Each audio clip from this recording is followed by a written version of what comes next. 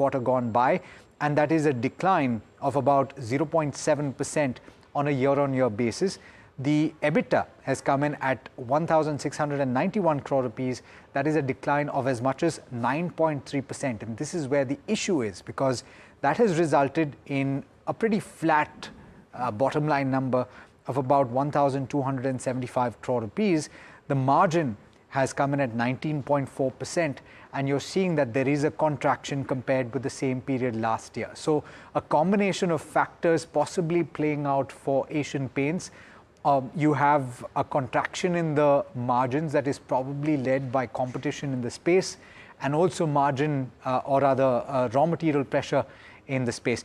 But that will be borne out perhaps by what Agam will tell you. Agam has looked at the numbers more closely than I have.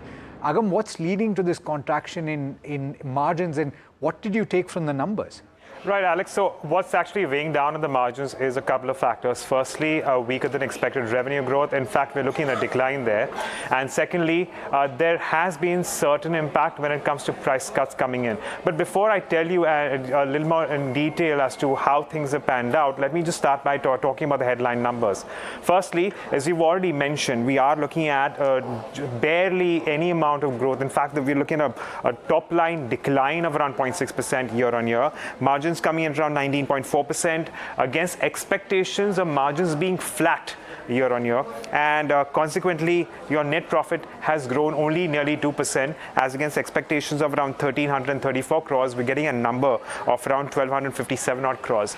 Now the decorative business volumes have seen a growth of 10%, but the reason why your top line has declined is because the company has taken substantial price cuts in the quarter gone by. Moreover, the company has mentioned that there has been a sustained weaker demand in the environment, and also there has been down trading in several of its product categories, which means that a lot of your consumers are looking to consume less in terms of quantities, when that's had an impact on your overall top line.